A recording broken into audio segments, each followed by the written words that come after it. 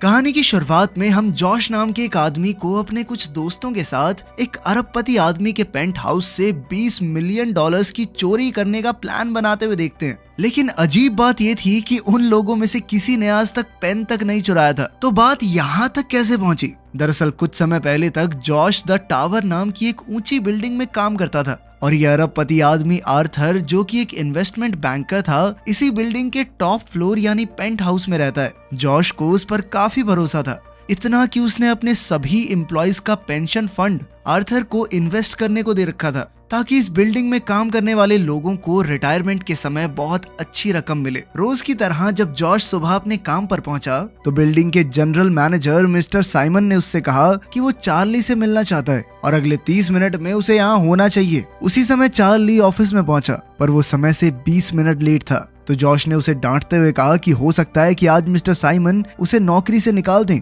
पर तब चार्ली ने कहा कि मैं पहले ही काफी परेशान चल रहा हूँ यार, और मत कर। असल में चार्ली की पत्नी जॉश की बहन थी और वो जल्द ही माँ बनने वाली थी। खैर, थोड़ी देर बाद मिस्टर साइमन ने जॉश से कहा कि उसे मिस्टर फित्जू नाम के एक आदमी का पेंट हाउस खाली करवाना होगा। अब जॉश फित्जू के घर पहुंचा। असल में फित्जू ने काफी समय से इस पेंट हाउस का किराया नहीं दिया था। पहले तो वो काफी अमीर हुआ करता था, पर फिर उसका सारा पैसा डूब गया। जॉश ने उसे जल्द से जल्द घर खाली करने को कहा, पर जब फित्जू ने उससे थोड़े और समय की मोहलत मांगी तो जॉश को उस पर दया आ गई और वो मान गया। खैर, शाम को जब जॉश घर लौट रहा था तो बिल्डिंग के डोरमैन लेस्टर ने उसे बताया कि वो अगले साल रिटायर होने वाला है, क्योंकि उसने अपना सारा पैसा बहुत बढ़िया तरीके से इन्वेस्ट कर दिया है। उसके बाद जॉश और लेस्टर ने देखा कि बिल्डिंग के बाहर एक गाड़ी पिछले 2 दिन से खड़ी थी। तभी अचानक उसके आसपास से कई आदमी निकले और जॉश को लगा कि बिल्डिंग में चोरी होने वाली है, इसीलिए उसने लेस्टर को तुरंत दरवाजा बंद करने को कहा। फिर वो फटाफट अंदर गया और सबके सामने कोड ब्लैक चिल्लाने लगा। उन्होंने सीसीटीवी में देखा तो उन्हें वो आदमी कहीं दिखाई नहीं दिए, मगर जल्द ही उन्हें खबर मिली कि उन लोगों ने आर्थर को अगवा कर लिया है। अब जॉश आर्थर को बचाने के लिए बहुत तेजी से उनके पीछे दौड़ा, पर तभी अचानक एक औरत ने उस पर जोरदार वार करके उसे गिरा दिया और उसी पल वो ट्रक सड़क पर पलट गया। जॉश ने सबको समझाने की कोशिश की कि आर्थर बेगुनाह है और ये लोग उसे अगवा करके ले जा रहे हैं, मगर तब उस औरत ने बताया कि उसका नाम एजेंट क्लेयर डेनिम है और आर्थर पुलिस से भागने की कोशिश कर रहा था। तब ये खुलासा होता है कि आर्थर ने करोड़ों का घोटाला किया था, जिस वजह से उसकी सारी संपत्ति फ्रीज करने के ऑर्डर्स दिए गए थे। आखिरकार जब जॉश वापस बिल्डिंग में पहुंचा तो उसने अपने स्टाफ को बताया कि कई साल से आर्थर सबकी पेंशन का पैसा इन्वेस्ट कर रहा था ताकि उन सबको फायदा हो सके। मगर अब इस घोटाले की खबर सुनकर सब बहुत गुस्से में आ गए, क्योंकि उनका सारा पैसा डूब चुका था। कुछ देर बाद ये खबर आई कि आर्थर को 10 मिलियन डॉलर्स देने के बाद बेल मिल गई थी, पर उसे अपने पेंट हाउस में कैद होकर रहना होगा और वो FBI की इजाजत के बिना कहीं नहीं जा सकता।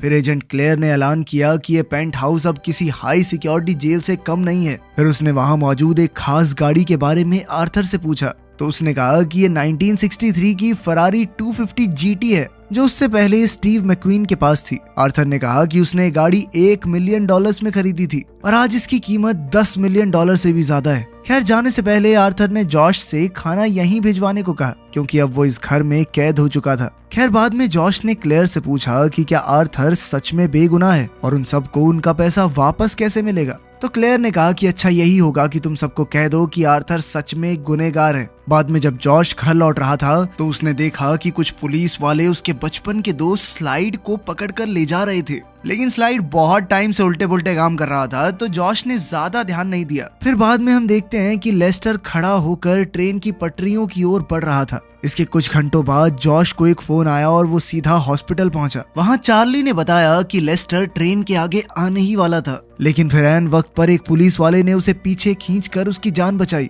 जब जॉश लेस्टर से मिला तो उसने बताया कि उसने कुछ महीने पहले अपनी जिंदगी की पूरी जमा पूंजी यानी $73,000 आर्थर को इन्वेस्ट करने के लिए दिए थे, मगर उसका सब कुछ लुट गया। अब जॉश आर्थर से मिलने सीधा पेंट हाउस की ओर निकल गया, पर चार्ली ने उसे समझाया कि अभी वो ऊपर नहीं जा सकता। उसी समय फित्जू वहां आया और उसने बताया कि उसे जेल होने वाली है और उसकी पत्नी उसके बच्चों को लेकर जा चुकी है। तब जॉश को याद आया कि फित्जू भी स्टॉक मार्केट में काम करता था, तो जॉश ने फित्जू से पूछा कि आर्थर को कब पता चल गया होगा कि उसका सारा पैसा डूब चुका है। इस पर फित्जू ने कहा कि उसे लगभग 1 साल पहले पता चल गया होगा। तब जॉश ने उससे पूछा कि आर्थर ने लेस्टर से 2 महीने पहले $73,000 क्यों लिए फिर। तो फित्जू ने कहा कि अपनी ऐश की जिंदगी जीते रहने के लिए किया होगा और क्या। आखिरकार चार्ली ने जॉश को ऊपर जाने की इजाजत दे दी और फिर उन्होंने FBI से कहा कि जॉश ब्रेकफास्ट का ऑर्डर लेने आया है। इसके बाद जॉश ने सीधा आर्थर से पूछा कि उसने लेस्टर से पैसे क्यों लिए। तो आर्थर ने कहा कि उसने लेस्टर के पैसे इन्वेस्ट करके उस पे एहसान किया था। तब चार्ली ने उसे बताया कि कल रात लेस्टर एक ट्रेन के सामने कूद गया। फिर जॉश ने गोल्फ क्लब उठाया और आर्थर की बेशकीमती फरारी की ओर बढ़ने लगा। आर्थर ने घबरा कर कहा कि उसे ऐसी गलती नहीं करनी चाहिए जिसकी भरपाई वो ना कर सके।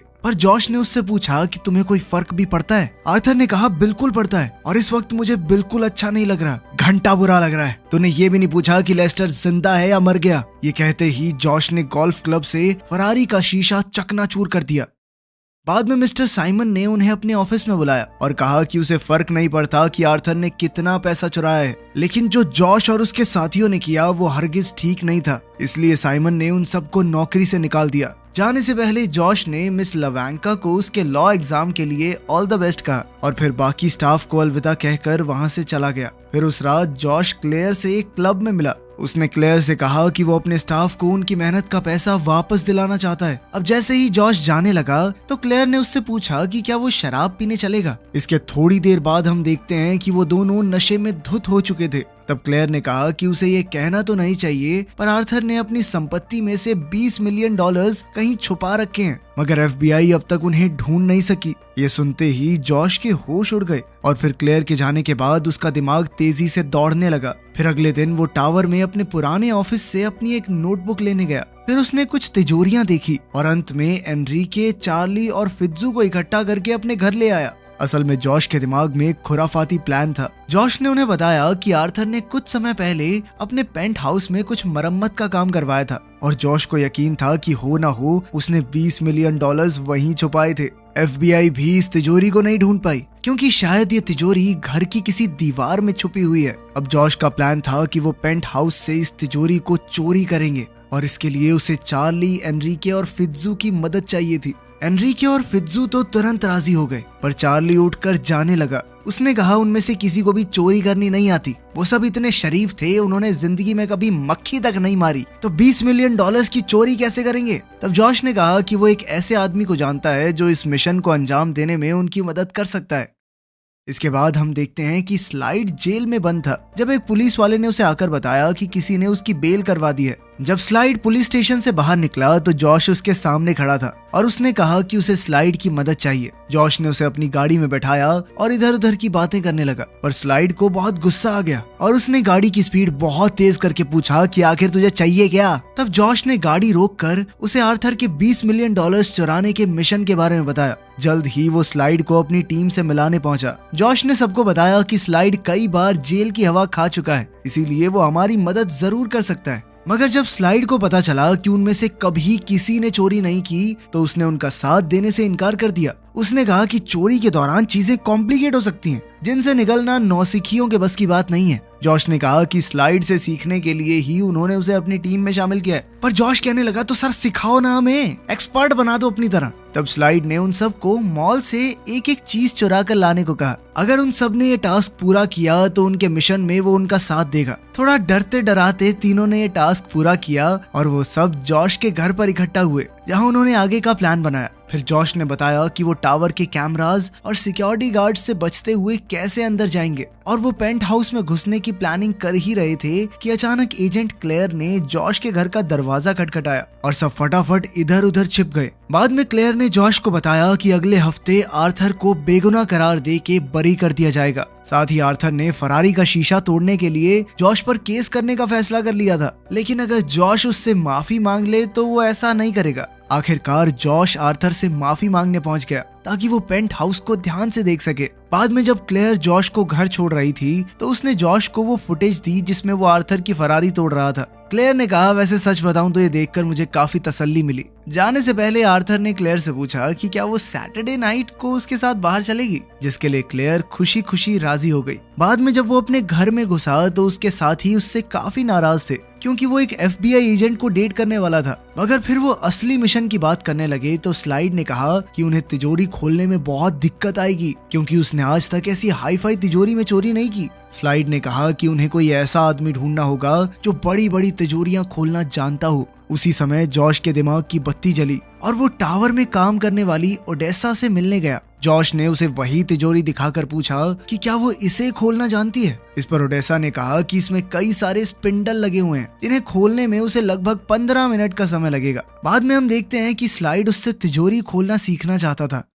खैर अगली सुबह हम देखते हैं कि जॉश और एनरिके टावर पर नजर रखे हुए थे, तो उन्होंने चार्ली को टावर में जाते देखा। जब जॉश ने चार्ली से इसका जवाब मांगा तो चार्ली ने उसे बताया कि मिस्टर सिमंस ने उसे फिर से नौकरी पर रख लिया है। अब चार्ली टावर के लिए काम करने लगा था तो उसने जॉश के प्लान का हिस्सा बनने से इनकार कर दिया। उसने कहा कि उसे अपनी पत्नी और बच्चे की खातिर ये नौकरी चाहिए, इसीलिए वो उन्हें टावर में चोरी करने नहीं देगा। वहीं दूसरी ओर एजेंट क्लेयर को खबर मिली कि आर्थर की सुनवाई की तारीख बदलकर थैंक्सगिविंग के दिन रख दी गई है। इसके अलावा आर्थर ने कहा कि जॉश के माफी मांगने के बावजूद भी वो उसके खिलाफ केस करेगा। इसके बाद क्लेयर ने जॉश को फोन करके बताया कि आर्थर की कोर्ट की सुनवाई अब थैंक्सगिविंग पर होगी। साथ ही आर्थर के केस करने के बाद अब जॉश को इस हफ्ते जेल में डाल दिया जाएगा। फिर जैसे ही थैंक्सगिविंग का दिन आया तो जॉश ने एनरिके को बताया कि चार्ली की पत्नी आज ट्रेन से उसके अंकल के घर जाने वाली है। उसने एनरिके को उसका फोन चुराने को कहा। इधर चार्ली टावर में स्टाफ की ड्यूटीज लगा रहा था और इधर एनरिके ने चार्ली की पत्नी को ढूंढकर उसका फोन चुरा लिया।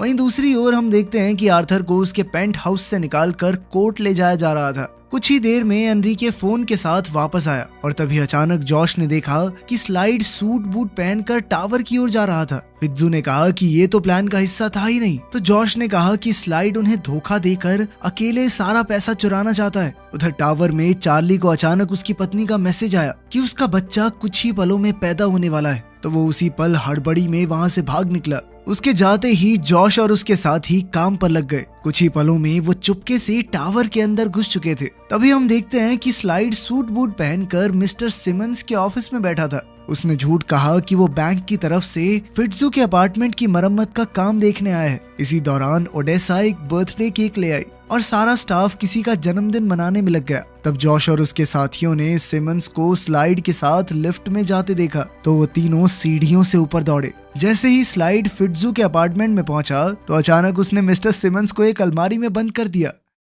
इधर हम देखते हैं कि ओडेसा पेंट हाउस के बाहर मौजूद FBI एजेंट के लिए केक लेकर पहुंच गई, पर उसे चॉकलेट से एलर्जी थी, तो ओडेसा ने उस पर हमला करके उसे बेहोश कर दिया। उधर स्लाइड लिफ्ट में घुसा तो जॉश और उसके साथियों ने लिफ्ट बंद कर दी, जिसके बाद उसने लिफ्ट की छत खोलकर ऊपर चढ़ना शुरू कर दिया। वहीं हम देखते हैं कि जॉश और उसकी टीम पहले ही पेंट हाउस में पहुंच चुकी थी और उन्होंने सभी CCTV कैमरास ब्लॉक कर दिए थे। इसके बाद वो जल्दी से उस तिजोरी को ढूंढने में लग गए। कुछ ही पलों में जॉश को एक दीवार मिली जो अंदर से खोखली थी और वो खुश होकर तुरंत उसे तोड़ने लगा, मगर जल्द ही स्लाइड ने पीछे से आकर उस पर बंदूक तान दी, लेकिन उसी पल ओडेसा ने स्लाइड के सर पर बंदूक रख दी। तभी मौके का फायदा उठाकर फित्जू ने स्टाइल की बंदूक छीन ली। फिर स्लाइड को बंदी बनाने के बाद ओडेसा तिजोरी खोलने में जुट गई। वहीं दूसरी ओर हम देखते हैं कि जब एजेंट क्लेयर आर्थर को लेकर कोर्ट पहुंची तो उन्हें बताया गया कि आज कोर्ट बंद है और जज भी छुट्टी पर है। क्लेयर को एहसास हो गया कि जरूर कोई ना कोई गड़बड़ है, इसीलिए वो तुरंत आर्थर को लेकर वापस टावर की ओर निकल पड़ी।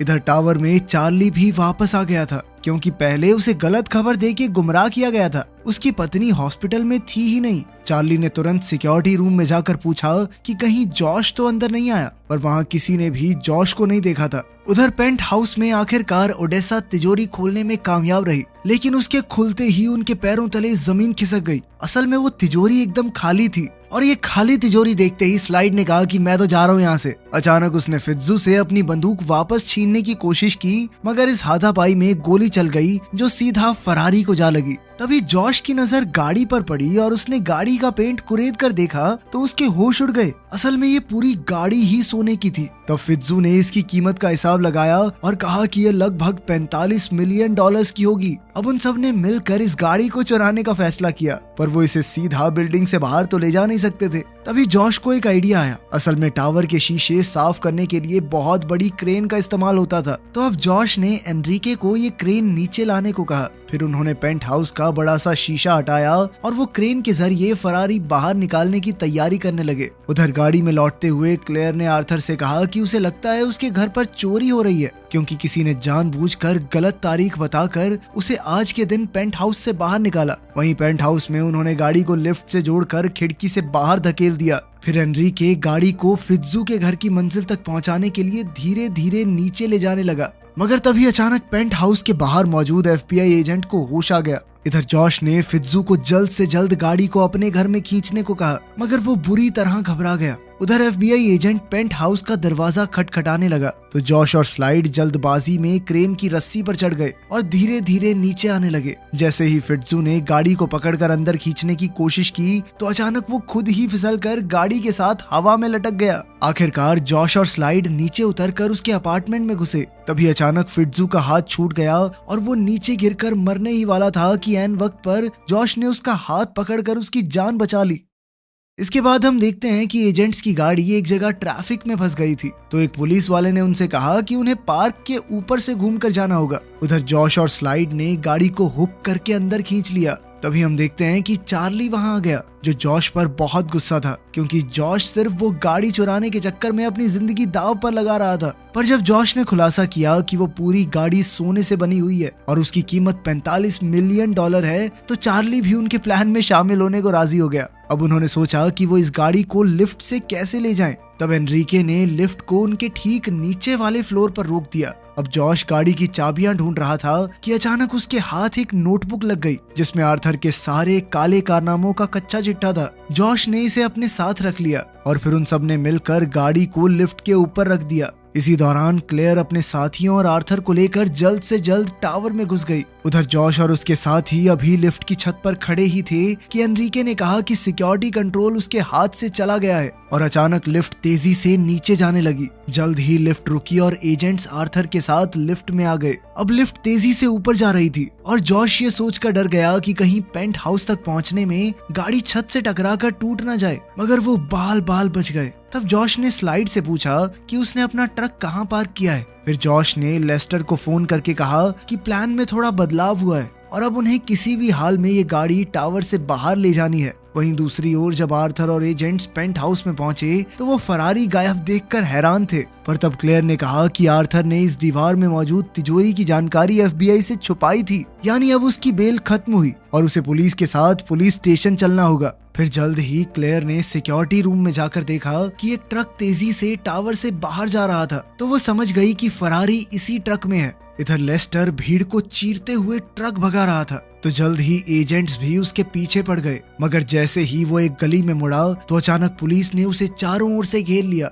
अब जैसे ही उन्होंने ट्रक खोला तो वो एकदम खाली था। तब क्लेयर ने लेस्टर से पूछा कि उसके बाकी साथी कहाँ हैं? पर लेस्टर कहने लगा कि कौन साथी, किसके साथी? मैं तो ऐसे ही निकला था गाड़ी भगाने, बस किस बारे में बात चल रही है? खैर कुछ ही समय में FBI ने गाड़ी चुराने के शक में जॉश और उसकी टीम को गिरफ्तार कर लिया। खैर अब पुलिस उन सबको आर्थर के साथ एक ही ट्रक में पुलिस स्टेशन ले जा रही थी। आर्थर ने जॉश और उसके साथियों से कहा कि वो तो कुछ ही दिनों में अपने पेंट हाउस में वापस चला जाएगा, मगर उन सबको सालों साल तक जेल में सड़ना पड़ेगा। इस पर जॉश ने कहा कि वो सब तो कुछ साल के लिए जेल जाएंगे, पर आर्थर को पूरी उम्र के लिए जेल में चक्की पीसनी पड़ेगी। तब जॉश ने खुलासा किया कि उसे आर्थर के काले कारनामों की नोटबुक मिल गई है, तो आर्थर बुरी तरह घबरा गया। उसने जॉश और उसकी टीम को गाड़ी की कीमत का 10 गुना यानी $450 मिलियन देने का ऑफर दिया। पर तब एनरिके ने उसे याद दिलाया कि टावर में टिप देने पर सख्त मनाही है। बाद में FBI ऑफिस में मिस लवांका आई और उसने कहा कि वो जॉश और उसके साथियों की वकील है।